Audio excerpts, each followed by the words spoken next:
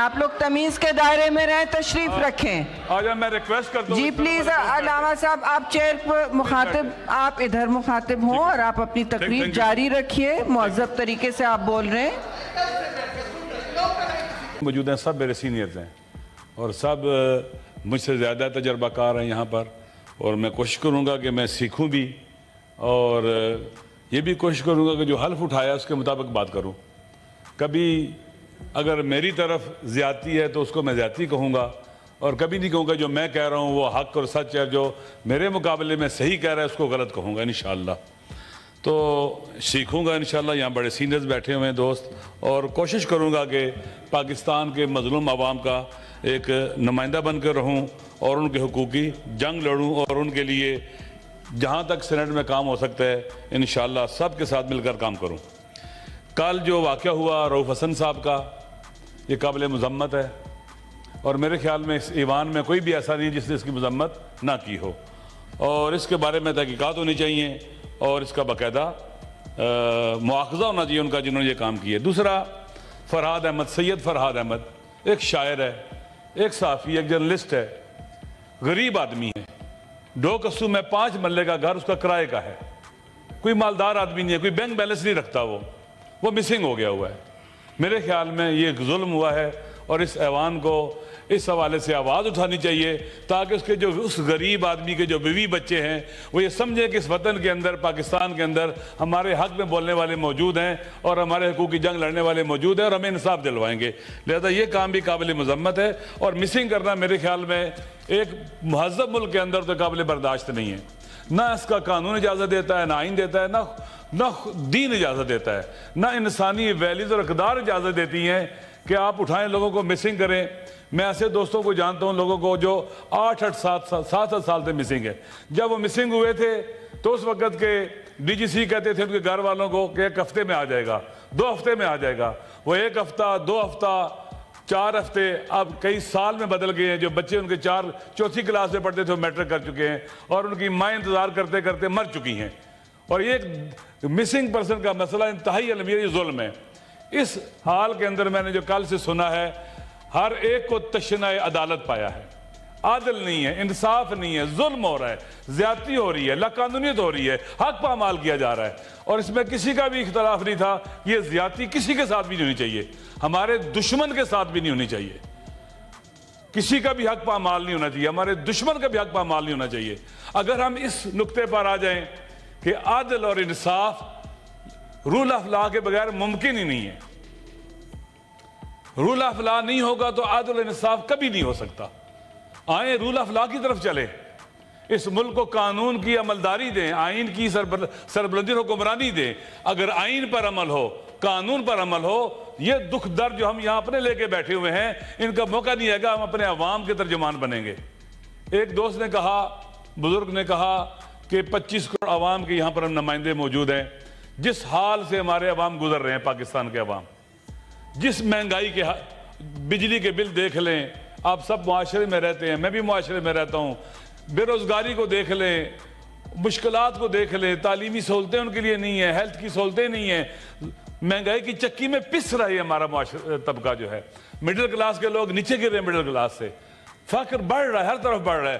حضرت علی علیہ السلام کا قول ہے، قاد الفقر ان یکون کفرا، بعض اوقات غربت اور فقر انسان کو کفر کی طرف لے جاتا ہے۔ لوگ اس طرح سے سماجی اور اخلاقی برائیاں پیدا ہوتی ہیں۔ تو میرے خیال میں ہمیں چاہیے کہ ہم عدل سب کے لیے مانگے، انصاف سب کے لیے مانگے، صرف اپنے لیے نہیں۔ میں دیکھیں اس وقت پاکستان میں حالیہ دنوں میں، پہلے بھی اور ابھی بھی 10-12 ہزار جو میں نے سنا ہے سیاسی قیدی ہیں، خواتین قیدی ہیں۔ ڈاکٹر یاسمین راشد صاحب سے میں آج تک نہیں ملا ہوں، لیکن میں نے انہیں دیکھا ہے، پڑھا ہے، سنا ہے۔ ایک معزز خاتون ہے، پڑھی لکھی خاتون ہے، وہ دہشت گردی کے کیسوں میں پکڑی ہوئی ہے۔ عالیہ حمزہ صاحبہ کے والدہ میرے گھر آئیں، ایک انتہائی کیا اسے کہتے ہیں کہ پڑھی لکھی خاتون، سکول ٹیچر، ہیڈ ماسٹر، وہ اپنی بچی کے لیے کہہ رہی تھی کہ میری بچی کے لیے آواز اٹھائیں۔ وہ عالیہ حمزہ کا شوہر کینسر میں مبتلا ہے، کینسر کا مریض ہے، بچے چھوٹے چھوٹے ہیں، کبھی لاہور میں، کبھی میاں والی میں، کبھی سرگودا میں اس کو لے جایا جاتا ہے ایک ہی وقت کے کیسز میں. یہ نا انصافی ہے. اسی طرح سے اس طرف بیٹھے ہوئے دوست جو ہیں جس کے ساتھ بھی ظلم ہوا ہے وہ زیادتی ہے، نا انصافی ہے. ہم سب کو کنڈیم کرتے ہیں کہ یہ نہیں ہونا چاہیے. دیکھیں حضرت علی علیہ السلام نے جب انہیں ضرب لگی فرق مبارک پر، وہ بستر شہادت پر تھے، تو ایک وصیت کی انہوں نے کہ کون اپنے بیٹوں کو کون للظالم خصما وللمظلوم اونا، ظالموں کے دشمن بن کے رہنا اور مظلوموں کے مددگار بن کے رہنا. سوسائٹی میں دو ہی طبقے ہیں، ظالم اور مظلوم. ہمیں مظلوم کے ساتھ کھڑا ہونا ہے. ہم اگر کہتے ہیں کہ ہم 25 کروڑ عوام کے نمائندے ہیں تو 25 کروڑ عوام میں جو مظلوم ہیں وہ اکثریت ہے، ہمیں ان کا نمائندہ بننا پڑے گا. کیا وہ ہمیں کہتے ہیں کہ میں ان کا نمائندہ ہوں؟ میں کب ان کا نمائندہ بنوں گا؟ جب ان کا ترجمان بنوں گا. جب میں بولوں گا وہ سمجھے کہ ہم بول رہے ہیں، جب میں چلوں گا وہ سمجھے کہ ہم چل رہے ہیں. اس وقت پاکستان میں آپ دیکھ لیں مظلوموں کا حال، دنیا میں ایسے ہی ہے. غزہ میں دیکھ لیں، غزہ کے مظلوم آج دنیا کی مہذب اور سویلائزڈ کلچر جو اپنے آپ کو ڈیموکریسی، جمہوریتیں اور حکومتیں کہتے تھی، وہ بے نقاب ہو چکی ہیں.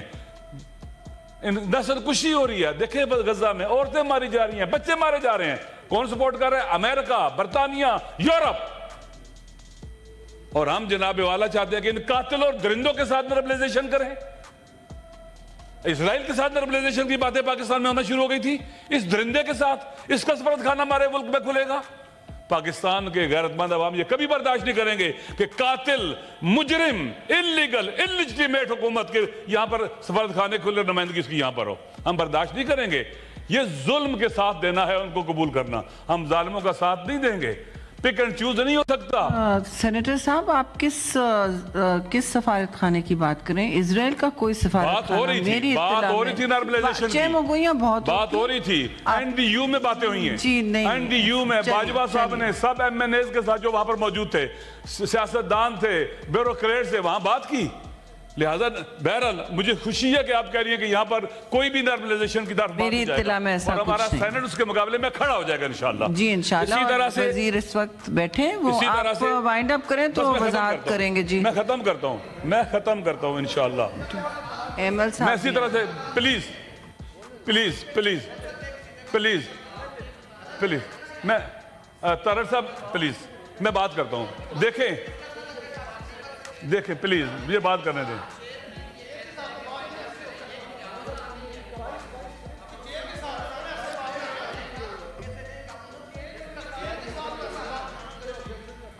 ابرو صاحب آپ اپنے پلیز آپ تجاوز کر رہے ہیں. اگر آپ کو رولز کا نہیں ادراک تو مجھے بھی آپ کو آپ کا مائک آن کرنے کا کوئی پلان نہیں ہوگا، منصوبہ نہیں ہوگا. بالکل چیئر رولنگ دے سکتے ہیں. آپ بیٹھ جائیے، تشریف رکھیں مولانا صاحب. سینیٹر صاحب آپ جاری رکھیں، نہیں تو آپ دونوں کا مائک بند. تھینک یو جی. آپ کو رولز کا نہیں پتا تو آپ تشریف لے جائیے. میری گزارش ہے کہ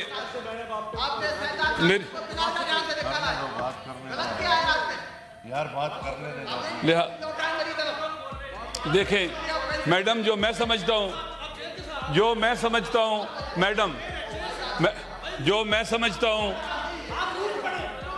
آپ لوگ تمیز کے دائرے میں رہیں، پلیز. کسی کی حتک کرنے کی ضرورت نہیں ہے. میرے خیال میں کوئی حتک کرنے کی کسی کی ضرورت نہیں ہے. آپ لوگ تمیز کے دائرے میں رہیں، تشریف رکھیں. آجا میں ریکویسٹ کرتا ہوں. جی پلیز علامہ صاحب آپ چیئر پر آپ ادھر مخاطب ہوں اور آپ اپنی تقریر جاری رکھیے. مہذب طریقے سے آپ بول رہے ہیں. آپ بیٹھ جائیں. آپ پلیز میڈم آپ کنکلوڈ کریں، آرام سے کنکلوڈ کریں پلیز، اپنی بات کیجئے.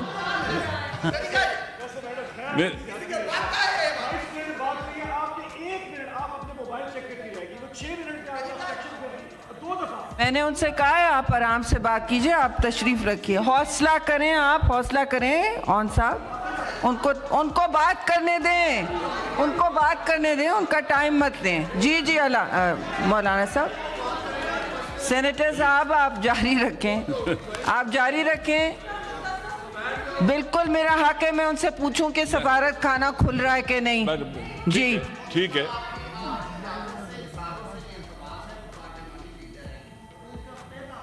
پہلا خطاب ہے، ان کو کرنے دیں. میں نے بالکل نہیں روکا ہے ان کو. آپ پلیز جاری رکھیں، ان کا خطاب مت خراب کریں. ان کا خطاب مت خراب کریں. میں نے ان کے حق میں بولا تھا کہ ان کو وضاحت کی ضرورت ہے. آپ پلیز علامہ صاحب please carry on, please carry on. Please میری بات اپنے سپیکرز کو تنگ کر رہے ہیں. جی آپ چلیے، مہربانی کریں میری بات. آپ اپنے اطمینان سے بولیے. جی دیکھیں، عدل جو ہے، عدل کا نفاذ یعنی قانون کی حکمرانی اس وقت ہوگا جب عدل جو ہے ہم اس سے عشق کریں گے. مولا علی علیہ السلام کے پاس ایک رات وہ کہتے ہیں ایک شخص آیا، تو میں نے کہا یہ کیا لے کے آؤ میرے لیے تم؟ ہدیہ ہے، عطیہ ہے، کیا ہے یہ؟ زکوٰۃ ہے، صدقہ ہے جو ہم پر حرام ہے. اس نے کہا یہ آپ کے لیے ہدیہ ہے. تو میں نے کہا تجھ پر رونے والیاں روئیں. یوں لگا مجھے یہ سانپ کا کہتے ہیں کہ زہر ہے یا سانپ کی قے ہے. تو میں نے اسے کہا واللہ لأوتیت الاقالیم السبعۃ بما تحت افلاکہا، اگر مجھے ساری کائنات دے دی جائے ان اسلب جلب شعیرۃ من فم نملۃ، کہ علی تو نے چھوٹا سا ظلم کرنا ہے کہ چونٹی کے منہ سے جو کا چھلکا چھیننا ہے، واللہ ما فعلت، میں کبھی نہیں چونٹی پر بھی ظلم نہیں کروں گا. وہ چونٹی جو پاؤں تلے آ کے رون دی جاتی ہے، کوئی اس کا احساس نہیں کرتا. عدل اس وقت آئے گا اس ملک کے اندر، رول آف لا اس وقت آئے گا جب عدل مقدس ہوگا، رول آف لا بھی مقدس ہوگا. میرے استاد علامہ محمد تقی جعفری قدس سرہ فرماتے تھے کہ جب کوئی ڈرائیور ڈرائیو کرتے ہوئے ٹریفک کی ریڈ لائٹ کراس کرے تو چیک کرو اندھا ہے یا پاگل ہے. اس نے قانون کو اتنا گھٹیا اور پس کیوں سمجھا ہے کہ پاؤں تلے روندا ہے اس نے؟ آپ دیکھیں کہ کیا ہم سارے کے سارے رول آف لا پر عمل کرتے ہیں، ایمان رکھتے ہیں، باور رکھتے ہیں. ایمان رکھنا اور ہے اور اس پر عمل کرنا اور ہے. ہم ایمان رکھتے ہیں کہ اللہ ہے کہ اس نے پر نماز فرض کی، ہم نماز نہیں پڑھتے. ہم ایمان رکھتے ہیں کہ اللہ نے جھوٹ کو غلط کہا ہے لیکن اس کے باوجود ہم جھوٹ بول جاتے ہیں. کیا جہاں ہمارا ایمان ہے، رول آف لا کے اوپر باور ہے، یقین ہے، خدا بھی کہتا ہے، دین کہتا ہے، قانون کہتا ہے، آئین کہتا ہے کہ لا آف لینڈ، جو پارلیمنٹ ہماری جو قانون پاس کرتی ہے عوام حق میں، اس پر عمل کرنا ایسے ہی فرض ہے جیسے نماز پڑھنا فرض ہے.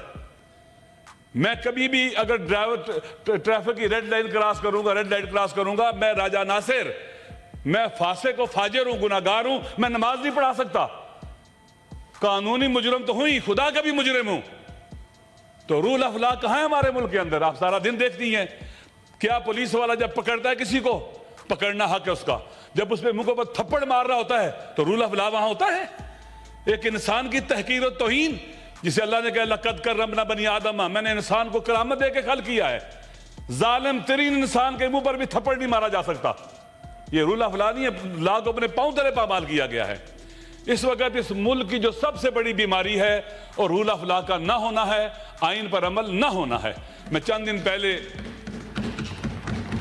پہلے میں چمن گیا تھا، چمن بارڈر پر گیا تھا. میں نے دیکھا وہاں ہزاروں لوگ دھرنے میں بیٹھے ہوئے ہیں، مظلوم ہیں، ان کی آواز کوئی نہیں سن رہا. کہتے کیا ہیں کہ کچھ لوگ ادھر رہتے ہیں، بارڈر سے زمینیں ادھر ہیں، ان کا آنا جانا تھا، روزگار بھی لگا ہوا تھا. انہیں کہا گیا پاسپورٹ بنواؤ اور ویزے لگوا کے آؤ جاؤ. حالانکہ میں نے سنا کہ ایران کے ساتھ جو پاکستان کا بارڈر ہے وہاں پر ایک ٹریول لیٹر ملتا ہے یا کوئی اس طرح کی چیز ملتی ہے جس پر وہ آتے جاتے ہیں. تو کیا یہ ہزاروں لوگ وہاں پر بیٹھے ہوئے ہیں کئی مہینوں سے، گرمی میں سردی میں، ان کی آواز کیوں نہیں سنی جاتی ہے؟ رول آف لا ہے؟ کوئی سن رہا ہے ان کی بات؟ اور لا کس لیے ہوتا ہے؟ سموتھ موو کرنے کے لیے، ہرڈل کھڑے کرنے کے لیے نہیں لا بنایا جاتا، قانون نہیں بنایا جاتا. وہ لا چلتا ہی نہیں ہے. اسی لیے قانون شکنیں بھی پیدا ہوتی ہیں کہ جب آپ ایسا لا بناتے ہیں جو افراد کو دیکھ کر، چند لوگوں کو دیکھ کر بناتے ہیں تو وہ لا قانون آگے نہیں بڑھتا ہے. اس لیے میری گزارش ہے کہ اگر ہم چاہتے ہیں کہ پاکستان میں امن آئے، عدل آئے، انصاف آئے، کسی کو نہ کوئی جج تکلیف دے سکے، نہ کوئی سپاہی، نہ کوئی کیا اسے کہتے جس کے پاس بھی اختیار ہے. دیکھیں پاور کا مس یوز کہاں سے پیدا ہوتا ہے. میڈم میں نے جو پڑھا ہے، مطالعہ کیا ہے، میں آئی آر کا بھی اسٹوڈنٹ ہوں، پولیٹیکل سائنس کا بھی اسٹوڈنٹ ہوں، میں خود فلسفے کا استاد بھی ہوں، میں فقہ کا بھی استاد ہوں، پڑھاتا رہا ہوں. جب پاور پالیٹکس تمام برائیوں کی جڑ ہے. سیاست کی تعریف کیا کرتے ہیں آپ کہ اقتدار کے اصول کی خاطر جو سعی و تلاش کی جاتی ہے اسے سیاست کہتے ہیں آپ لوگ. اقتدار کے اصول کی خاطر جب اقتدار ہدف بن جاتا ہے، مقصد بن جاتا ہے، اس سے فساد پیدا ہوتا ہے. فرعون کیوں بنا؟ اقتدار کی خاطر، کہ اسے اقتدار یہ تھا ہر حال میں، بچے لوگوں کے مار رہا تھا، ماؤں کے بچے جو بیٹا پیدا ہونا تھا خطرہ تھا، اس کو ذبح کر دو۔ نمرود کیوں بنا؟ کیونکہ وہ پاور پالیٹکس کرتا تھا۔ یزید کیوں بنا؟ پاور پالیٹکس کرتا تھا، اس نے رسول کی بیٹیوں کے سروں سے چادریں چھین کر قیدی بنایا، انہیں بازاروں میں پھرایا، رسول کی اولاد کو ذبح کیا، ان کے سر نیزوں پہ بلند کیے۔ یہ پاور پالیٹکس ہے۔ عمر ابن سعد کو ابن زیاد نے کہا تو حسین کو قتل کر، تجھے رے کی حکومت دوں گا۔ یہ پاور پالیٹکس ہے۔ اس ملک کے اندر جو کچھ بھی ہو رہا ہے، اگر پالیٹکس پاکستان کا آئین، یہ پاور پالیٹکس کو پاکستان کا آئین ممنوع قرار دیتا ہے۔ آپ کا آرٹیکل 1 کہتا ہے کہ حاکمیت اعلیٰ اللہ کی ہے، اقتدار اعلیٰ اللہ کا ہے، ہم اس کے مالک نہیں ہیں، ہمارے پاس امانت ہے۔ دیکھیں، جب کوئی بچہ پیدا ہوتا ہے، باپ اس کا ولی ہوتا ہے، اولاد کا ولی باپ ہے۔ اللہ نے کہا کہ باپ ولی ہے اولاد کا۔ کب تک ولی ہے؟ جب اولاد کے جو انٹریسٹ ہیں ان کی حفاظت کرے۔ اگر اولاد کے انٹریسٹ کو وائلیٹ کرے، نقصان پہنچائے، اس کی ولایت اللہ کی طرف سے ختم ہو جاتی ہے۔ تو آپ دیکھیے، ہمارے پاس اقتدار اعلیٰ اللہ کا ہے، امانت ہے ہمارے پاس، الیکٹڈ ممبروں کے پاس امانت ہوتی ہے وہ پاکستان کے آئین کے تحت۔ میں عرض کروں کہ ہم لبرل ڈیموکریسی کی ڈیفینیشن کرتے ہیں کہ عوام کی حکومت عوام کے ذریعے عوام پر۔ پاکستان کا آئین یہ نہیں کہتا، وہ کہتے ہیں اللہ کی حکومت منتخب صالح صادق امین نمائندوں کے ذریعے عوام پر، حکم اللہ کا چلے گا، حکومت اللہ کی ہوگی۔ اسی لیے آپ نے کہا قرآن و سنت سپریم ہے، اس لیے آئیڈیالوجیکل کونسل بنائی گئی ہے۔ تو اقتدار جس کے پاس آتا ہے اس کا مالک نہیں ہے۔ اگر اسٹیبلشمنٹ الیکٹڈ پرائم منسٹر کو پھانسی لگواتی ہے تو پاور پالیٹکس کی وجہ سے ہے۔ یہ اللہ کی امانت ہے، اگر ہم اس امانت میں خیانت کریں، اس کا مس یوز کریں، اس پاور کا جو اللہ کی امانت ہے ہمارے پاس، تو ہم اس صلاحیت سے ساقط ہو چکے ہیں، ہم غاصب ہیں اس وقت۔ اللہ کے ہاں جواب دہ ہیں، ان السمع والبصر والفؤاد کل اولئک کان عنہ مسئولا۔ ہم جو دیکھتے ہیں، جو سنتے ہیں، جو بولتے ہیں، جو فکر کرتے ہیں، خدا کی بارگاہ میں جواب دہ ہیں میڈم۔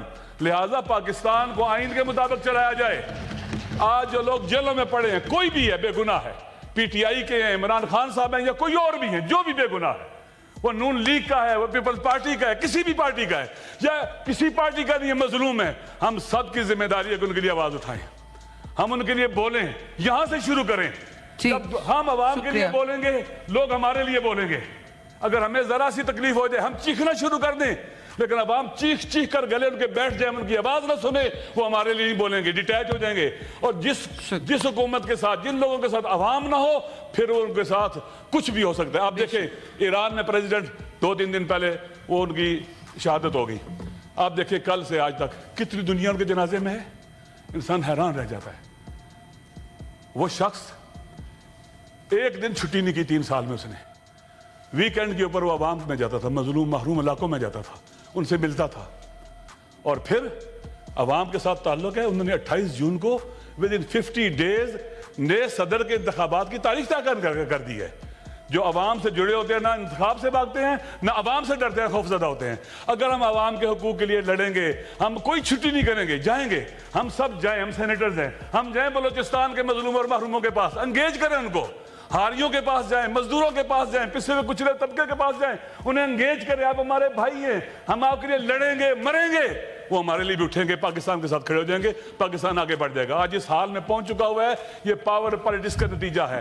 پاور پالیٹکس کی وجہ سے پاکستان ٹوٹا ہے، پاور پالیٹکس کی وجہ سے یہاں پر کھلواڑ کھیلا گیا ہے، آئین کے ساتھ، دستور کے ساتھ، عوام کے ساتھ، اور آج بھی کھیلا جا رہا ہے۔ انشاءاللہ مجھے امید ہے کہ اگر ہم عوام کے لیے اٹھیں گے، ابھی گلگت بلتستان میں آپ دیکھ لیں، آخری بات، گلگت بلتستان میں حساس علاقہ ہے، وہاں پر ابھی آپ دیکھیں ایس اے ایف کے ذریعے لوگوں کی زمینیں لی جا رہی ہیں، اور ایک ایسے بندے کو مسلط کیا جا رہا ہے جو لوگ پسند نہیں کرتے، اور اس کے مقابلے میں بہترین لوگ ہیں، کوئی جی سی کا ہے، کوئی یونیورسٹی کا ویسے حاصل کر چکا ہے، کوئی اور یونیورسٹی کا، ان میں سے کسی کو بنا دیں، لوگ قبول کرنے کو تیار ہیں۔ جو پہلا ہے وہ وہاں لوگوں کی نظروں میں بدنام ہے، تعلیمی ادارے میں لوگ برداشت نہیں کرتے۔ میری گزارش یہ ہے کہ ہماری حکومت جو ہے عوام کے ساتھ کھڑی ہو، عوام کی آواز، عوام کا ترجمان بنے، عوام کا ساتھ دیں، اور خدا نہ خواستہ عوام اگر چیز کو ناپسند کرتے ہیں اور اس میں کوئی حرج بھی نہیں ہے، اس سے بہتر جی شکریہ، آپ کا پوائنٹ بہت شکریہ۔